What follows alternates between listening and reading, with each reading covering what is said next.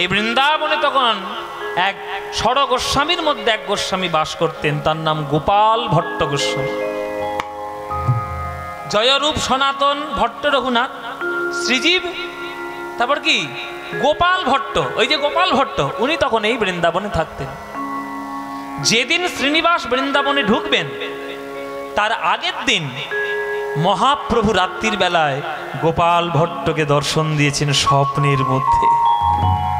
গোপাল, প্রভু আপনি স্বপ্নে আমায় দর্শন দিচ্ছেন? গোপাল, কাল আমার অংশ স্বরূপ শ্রীনিবাস ভট্টাচার্য প্রবেশ করবে বৃন্দাবনে, আমি তোমার কাছেই পাঠাবো, তুমি ওকে দীক্ষাটা দিয়ে দিও। এই গোপাল ভট্টের কাছে দীক্ষা গ্রহণ করেছিল শ্রীনিবাস। আর গোপাল ভট্টের একটা সেবিত বিগ্রহ ছিল, হ্যাঁ, যেটা রাধারমণ, রাধারমণ বিগ্রহ, শালিগ্রাম শিলা, শালিগ্রাম থেকে প্রকাশিত হয়েছিল মূর্তি রূপে নিজে নিজে। মায়েরা, ভক্তি যদি সঠিক হয়, শ্রদ্ধা যদি সঠিক হয়, পাথর পর্যন্ত গলে গিয়ে পাথরও কথা বলে। সে শক্তি আমাদের ভারতবর্ষের, আমাদের আধ্যাত্মিকতার মধ্যে রয়েছে। কে বিশ্বাস করবে না করবে তাতে আমার কিচ্ছু যায় আসে না, কিন্তু ভারতবর্ষে দিনে দিনে যুগে যুগে এই প্রমাণ দিয়ে গেছে। যে শালগ্রাম শিলাটা এই গোপাল ভট্ট সেবা করতেন, এক মারোয়ারি এসে পুরো বৃন্দাবনকে সব ঠাকুরকে সে গয়না দিয়ে সাজিয়ে যাচ্ছে। গোপাল ভট্টর কাছে এসেছে মারোয়ারি ভক্ত, প্রভু আপনার শালিগ্রাম জন্য আমি গয়না দেব। গোপাল ভট্ট বলছে, আমার তো শালিগ্রাম, আমার তার মূর্তি নয় যে আমি তাকে সাজাবো, তুমি সোনা নিয়ে যাও, ওই সোনা আমি গ্রহণ করতে পারবো না। মারোয়ারি বলছে, কেন? সব মন্দিরে দিচ্ছি যখন, আপনার মন্দিরে কেন দেবো না? আপনাকেও আমি দেবো, সেবার জন্য দিয়ে গেলাম, আপনি কি করবেন না করবেন আপনার ব্যাপার। সে মন্দিরে সোনা রেখে চলে গেল, গয়না রেখে।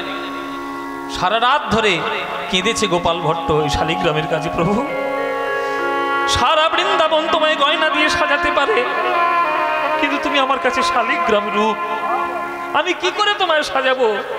এই সেবার দান আমি কি করব প্রভু? কেঁদে গেছে। রাত্রির বেলায় শুতে গেছে নিজের আশ্রমে। ভোর বেলায় যখন এসে দরজা খুলছে, মায়েরা, আলোয় ঝকঝক করছে মন্দির। ওই শালিগ্রাম ভেদ করে কৃষ্ণ এইভাবে বাঁশি নিয়ে দাঁড়িয়ে আছে, আর গয়না সব অঙ্কে পড়ে আজ মন্দিরের শোভা বর্ধন করে রাধা রমণ রূপ নিয়ে মন্দিরে দাঁড়িয়ে রয়েছে। এত মহিমান্বিত জায়গা বৃন্দাবন, আর এই রাধারমণ ঠাকুর। আপনার সে যদি কখনো দেখতে যান, বৃন্দাবন এখনো আছে, দেখবেন এই মন্দির মানে মূর্তিটার পিছনে এরকম পাথরের খণ্ড, মানে খণ্ড থেকেই যে তিনি প্রকাশিত সেটা প্রমাণ করে রেখে দিয়েছেন এখনো। এই নাও শ্রীনিবাস, এই রাধারমণের কিছুদিনের সেবার ভার আমি তোমার উপরে দিলাম, যাও সেবা করো। সেবা করছে আমার শ্রীনিবাস। ভজ শ্রী রাধা রমণ রমণী মন মোহন বৃন্দাবন বন দেবা। ভজ শ্রী রাধা রমণ রমণী মন, উলুধ্বনি উলুধ্বনি, ভজ শ্রী রাধা রমণ রমণী মন মোহন বৃন্দাবন বন দেবা।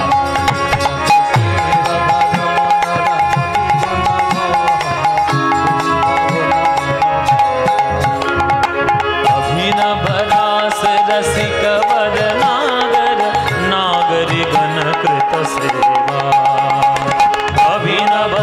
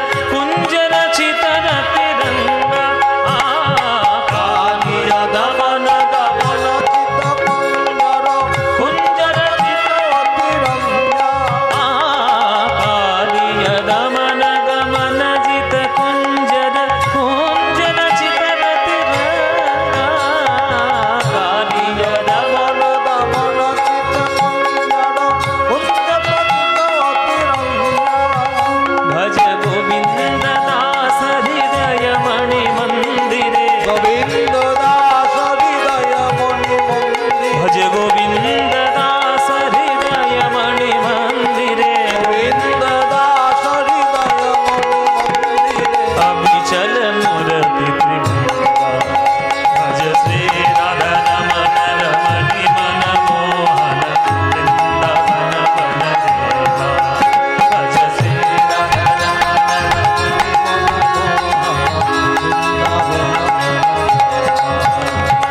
বৃন্দাবন বন দেবা বৃন্দাবন বন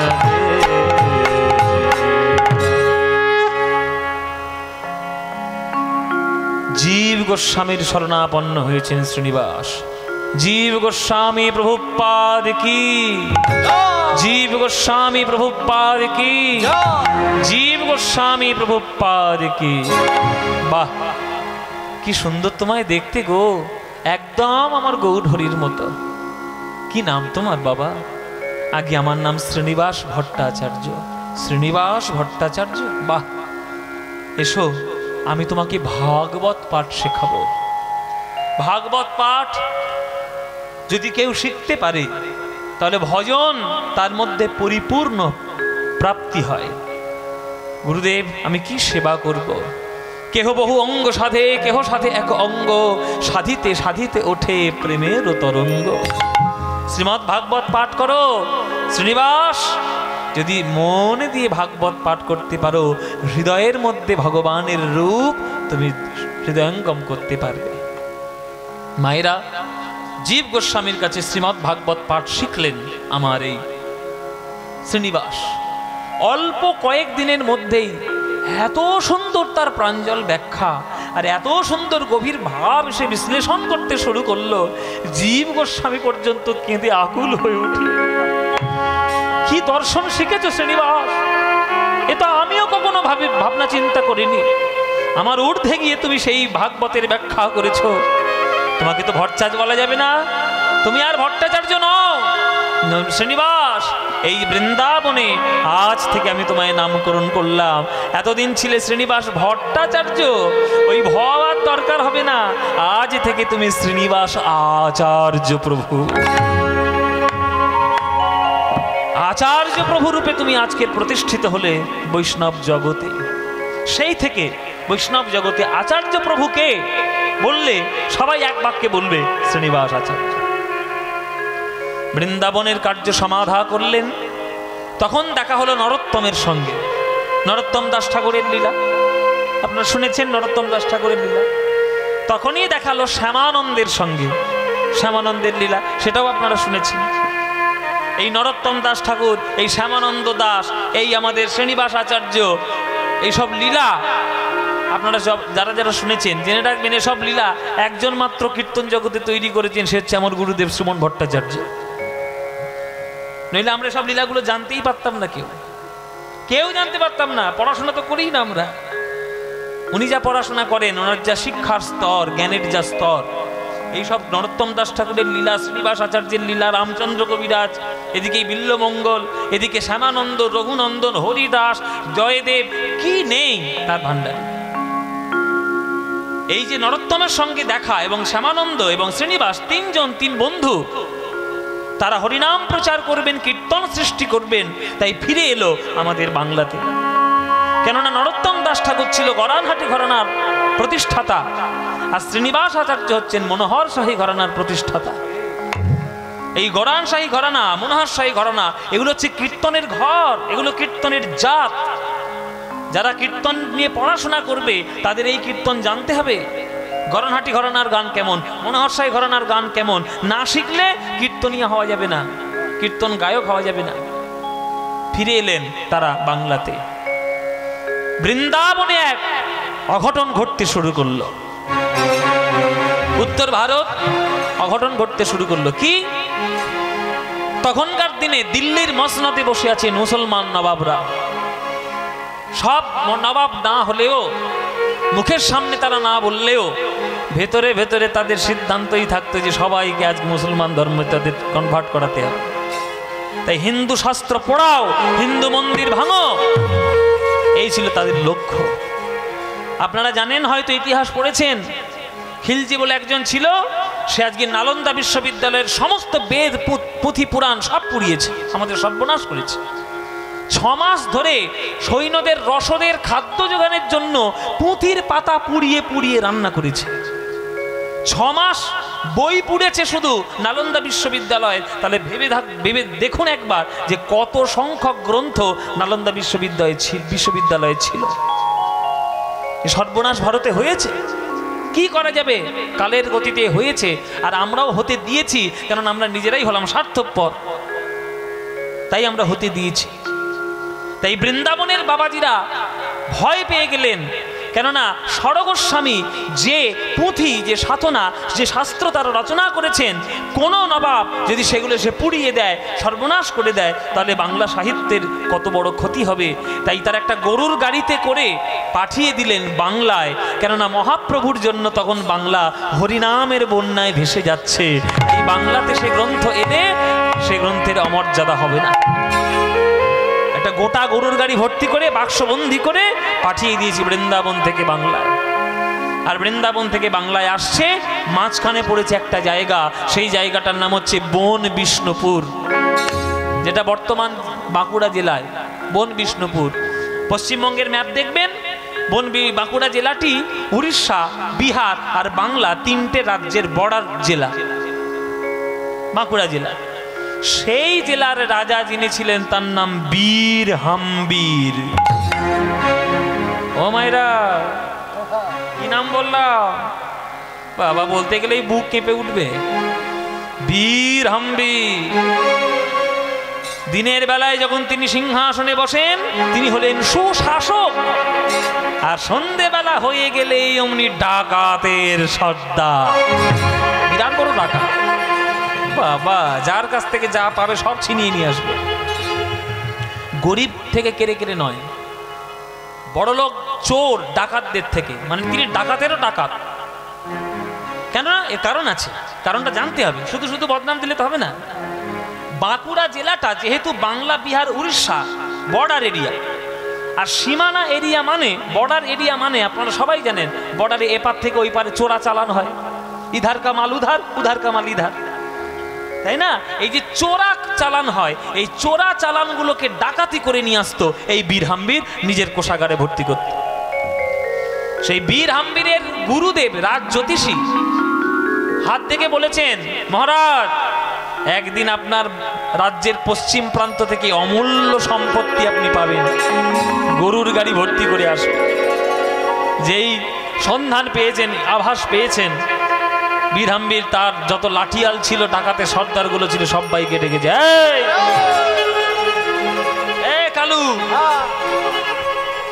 এ মদন, এ হারুয়া, পশ্চিম দিক থেকে মহামূল্যবান রত্ন ঢুকবে। হ্যাঁ ও মায়েরা, এবার দেখো কি অবস্থা করি একবার।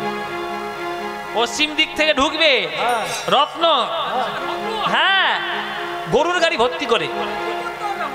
ওই পশ্চিম দরজায় তোরা যাবি, পশ্চিম বর্ডারে গিয়ে তোরা আটকাবি, সীমানা প্রান্ত আটক করবি, আর যারা বাধা দেবে ওই গরুর গাড়ি তো লুট করবি, আর যারা বাধা দেবে তাদের একেবারে সব কালু মদন, কালু মদন, চল কালু মদন, মাথা ফাটিয়ে ফেলবি। ও ভাইরা, এখন বৈষ্ণবদের গরুর গাড়ি ঢুকছে বর্ডার দিয়ে, আর ডাকাতের সর্দাররা সব লাঠি ফাটি নিয়ে, লাঠি, কুড়ুল, কোদাল, যা বর্ষা যা ছিল, আরে রে রে রে,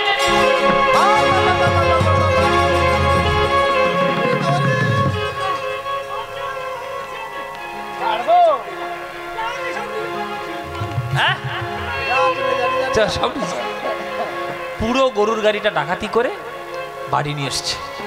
মহারাজের তো খুব আনন্দ, খুব রত্ন পেয়েছে, বিরাট বিরাট সোনা, বাবা সোনার পাত, হীরের ডেলা সব পেয়েছে। খোল খোল আমার সামনে খোল। ও মা, ও মায়েরা, একটা একটা করে বাক্স খুলছে, শুধু তাল পাতা বেরোচ্ছে।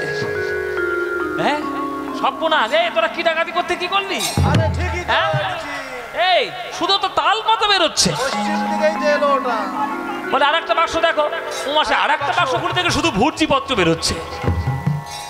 কি ডাকাতি করলি রে তোরা? হঠাৎ দেখছে তালপাতার মধ্যে কিছু একটা লেখা আছে। লেখা তো বুঝতে পারছি না, পড়তে পারছি না, কে পড়বে? যা গুরুদেবকে ডেকে নিয়ে।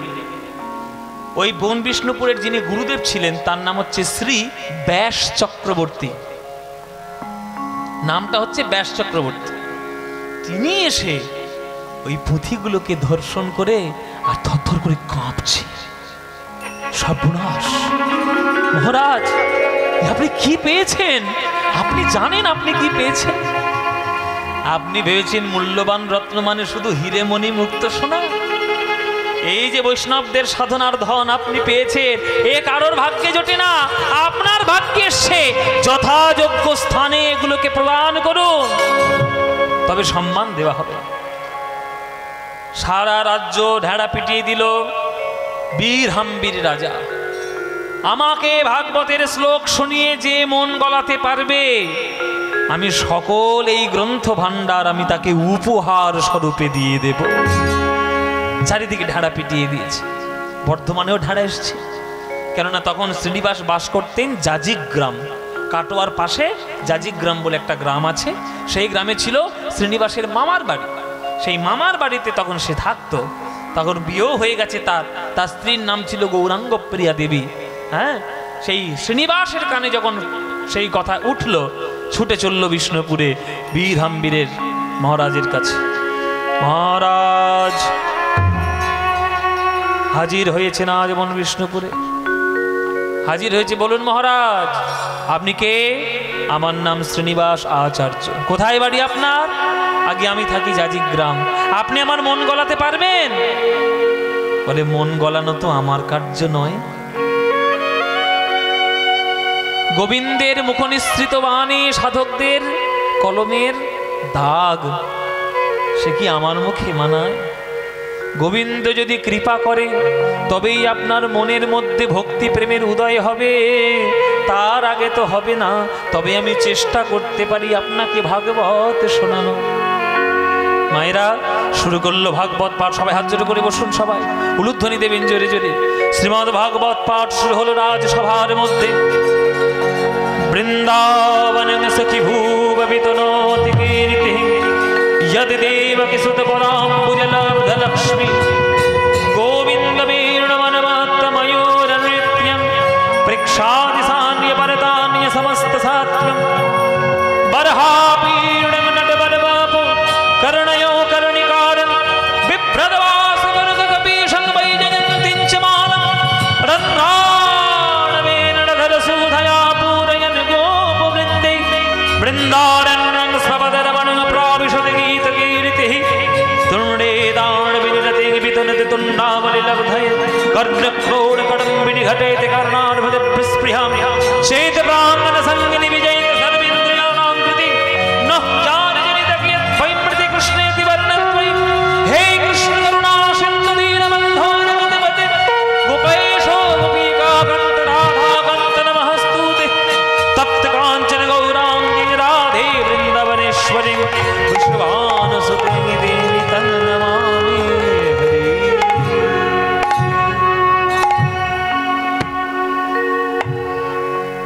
এমন মধুর কণ্ঠে শ্রীমদ্ ভাগবত পাঠ শুরু করলো বাবা।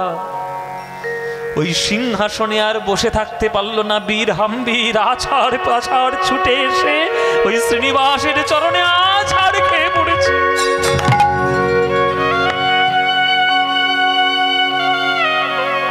গুরুদেব কি শোনালেন, গুরুদেব কি শোনালেন? প্রভু মোর শ্রীনিবাস পুরাইলে মনের আশ, তু আবিনা গতি নাহি আর রে। হরি বল, হরি বল। গতি নাহি আর রে। আমি আছি নো মায়ার কি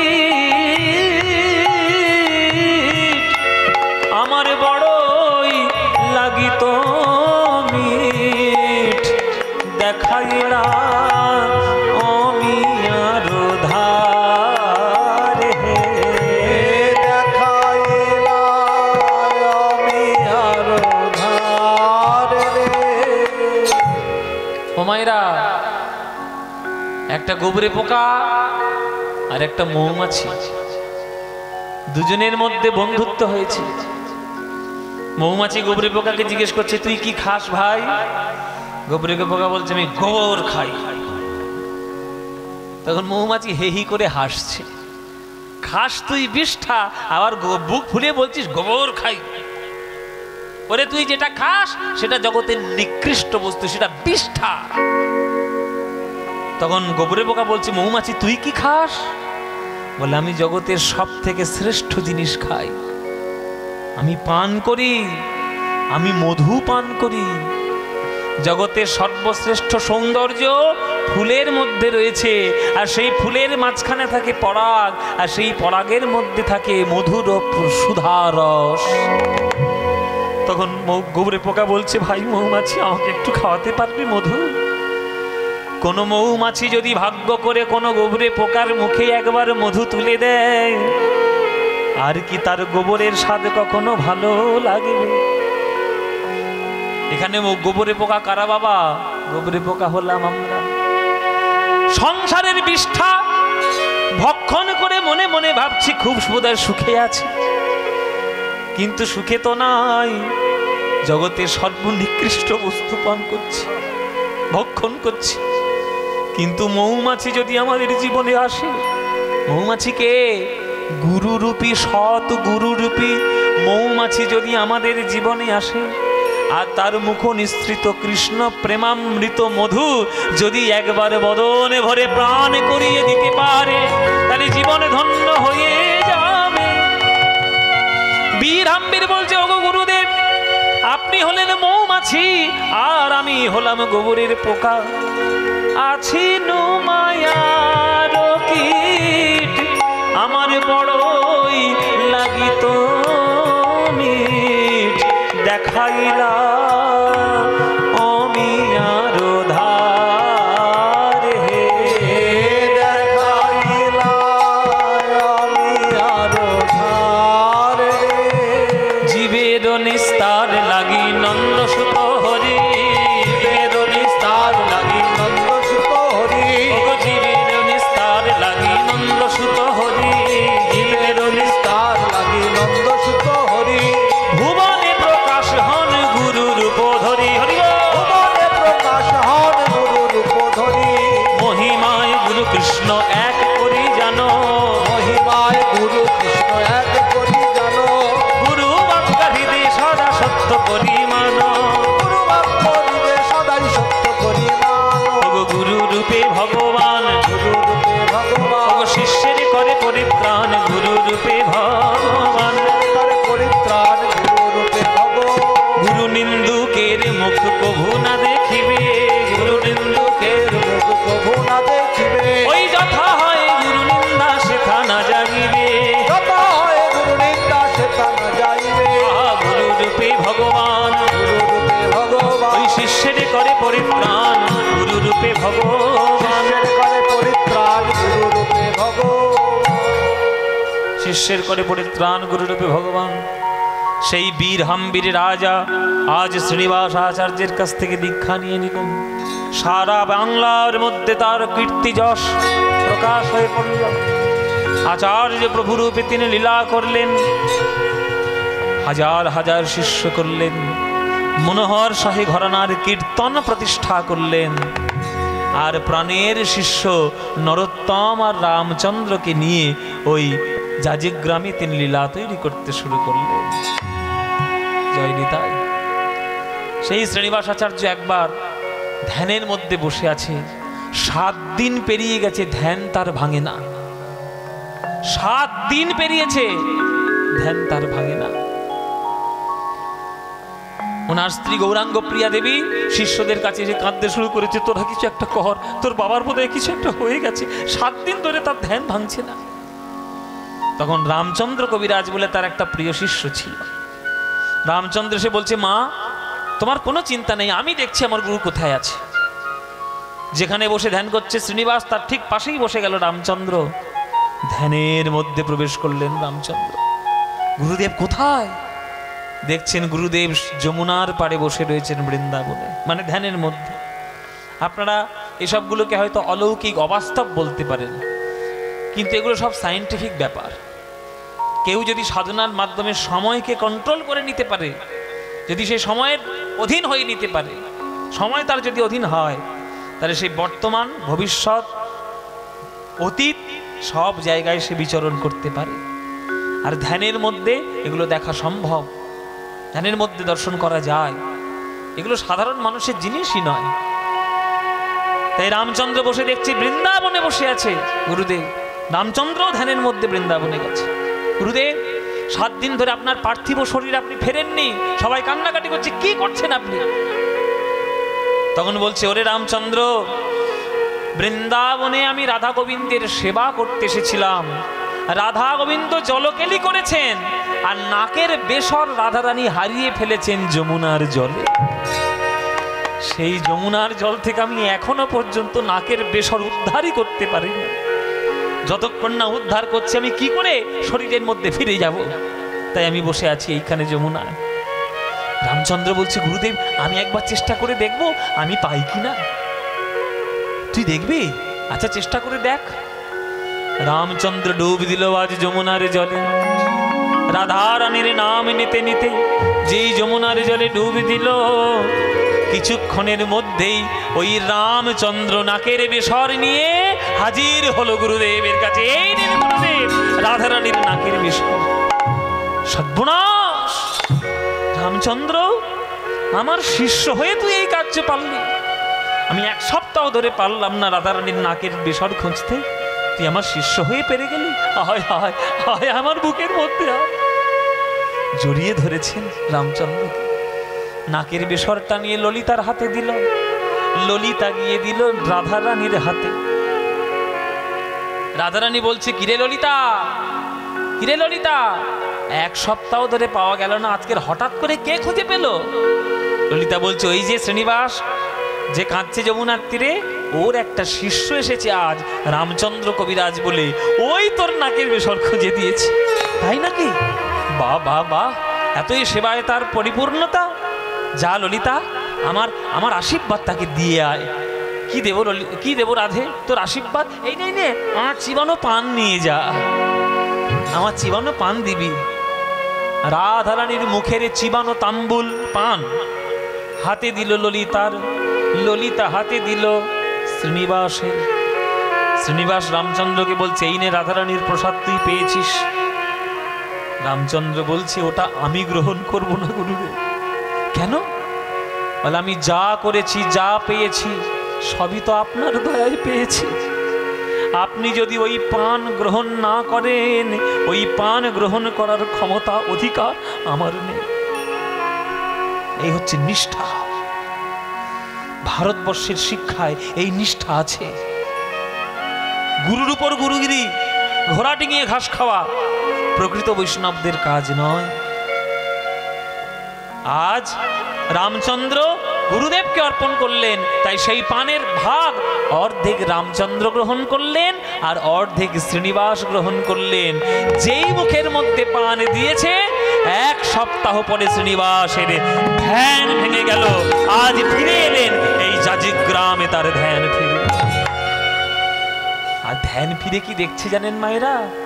ওই যে পানের লাল দাগ ঠোঁটের কোণেও লেগে আছে, আবার হাতের মধ্যেও লেগে রয়েছে।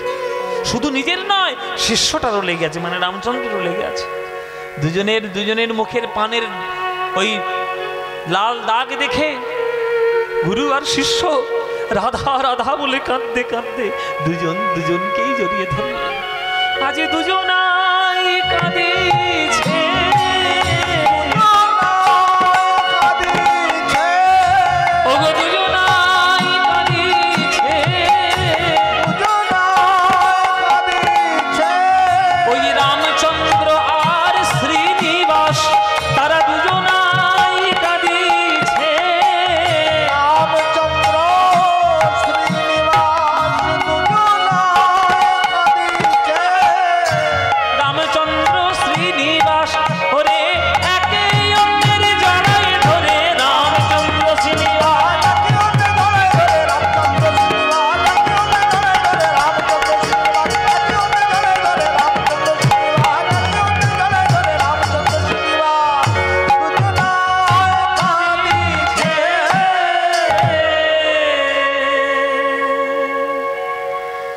চারিদিকে ছড়িয়ে পড়ল শ্রীনিবাস আচার্যের নাম।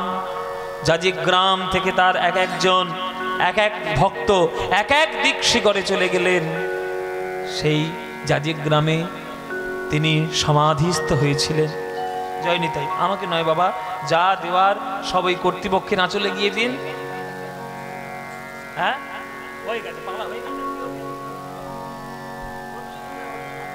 জয় নিতাই।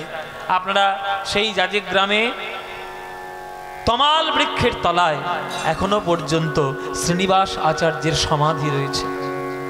সেই শ্রীনিবাস আচার্যের লীলা, মহাপ্রভুর দ্বিতীয় স্বরূপের লীলা আপনারা আস্বাদন করলেন। আপনারা তো পয়সা খরচা করে নানান জায়গায় ঘুরে ঘুরে বেড়ান। কোথায় কেদার চলে যাচ্ছেন, পুরী, বৃন্দাবন, বৈদ্যনাথ ধাম, ঝাড়খণ্ড, যাই সব জায়গায় যান, আমার আপত্তি নেই।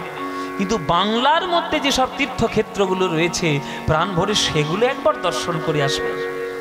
নিজের ঘর ছেড়ে যদি বাইরেকেই আপন মনে করেন তাহলে ঘরের সম্মান দেওয়া হবে না। আপনারা অবশ্যই করে যাবেন। বর্ধমান স্টেশন থেকে কাটোয়াগামী লোকালে উঠে যাজিক গ্রামে নামবেন, আর সেই শ্রীনিবাস আচার্যের পাঠ বাড়ি আপনারা দর্শন করে আসবেন। কীর্তনের দৌলতে বা গান করতে করতে আমি সেসব তীর্থক্ষেত্রগুলো দর্শন করেছি। এটা আমার ভাগ্য যে অনেক বড় বড় পাঠ বাড়িতে, এমনকি আপনারা জানলে খুশি হবেন, যেখানে শ্রীনিবাস আচার্য জন্মগ্রহণ করেছিলেন সেই চাকন্দি গ্রাম, ওই চাকন্দি গ্রামেও আমি গান করেছি। যে জায়গাটায় উনি জন্ম নিয়েছেন সেই যে আটচালা মন্দির এখনো রয়েছে চাকন্দি গ্রামে। ওখানে প্রত্যেক বছর এই মকর সংক্রান্তিতে বিরাট উৎসব হয়, খুব ভালো। আমার গান করার সুযোগ হয়েছে। কি অপূর্ব শ্রোতা, কি অপূর্ব শ্রোতা, সব কীর্তনের পদ পদাবলী তারা শুনে অভ্যস্ত। আমার খুব আনন্দ হয়েছিল ওখানে গান গেয়ে। জয় নিতাই। সেই শ্রীনিবাস আচার্যের লীলা আপনারা আস্বাদন করলেন এতক্ষণ ধরে। পারলে কখনো শ্রীনিবাস আচার্যের লীলাভূমি দর্শন করে আসবেন। জয় নিতাই। সেই শ্রীনিবাসের লীলা আজকে আমরা এখানে রাখলাম। যাওয়ার সময় একটা ভজন এবং একটা গান গাইতে গাইতে আজকের মতো বিদায় নেব। ও মায়েরা যাও, ট্রেনের সময় হয়ে গেছে, শিয়ালদা যাবে, বাড়ি যাও, অনেকক্ষণ বসে আছো ঠান্ডায়। জয় নিতাই। আজকের লীলা শ্রীনিবাস আচার্যের কথা আমরা এখানেই রাখলাম। যাওয়ার সময় একটা ভজন গান গাইতে গাইতে আজকের লীলা শেষ করছি। অচ্যুতম কেশবম কৃষ্ণ দামোদরম, অচ্যুতম কেশবম কৃষ্ণ দামোদরম, রাম নারায়ণম জানকী বল্লভম। উলুধ্বনি উলুধ্বনি।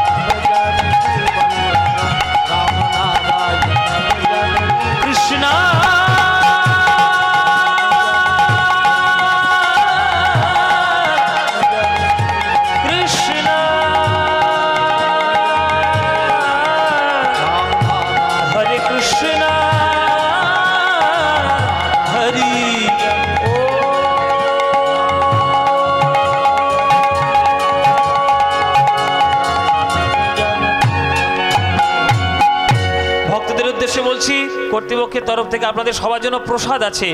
আপনারা প্রসাদ পেয়ে তারপরে যাবেন। হাজার হাজার মানুষ এসছেন, প্রসাদ পেয়ে তারপরে আপনারা যে যার গৃহে যাবেন।